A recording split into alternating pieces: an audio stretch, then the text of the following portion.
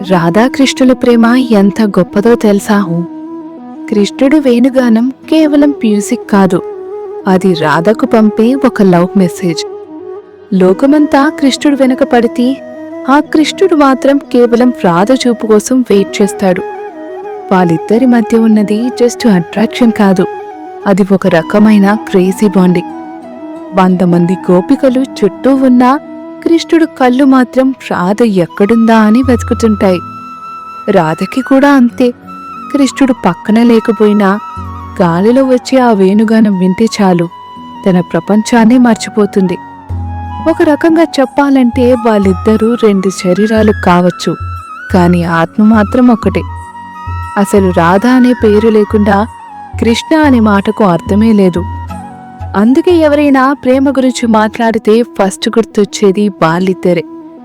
అది ఒక pure and eternal love story. మరిన్ని ప్లీజ్ డూ సబ్స్క్రైబ్ టు జై హింద్ ఛానల్.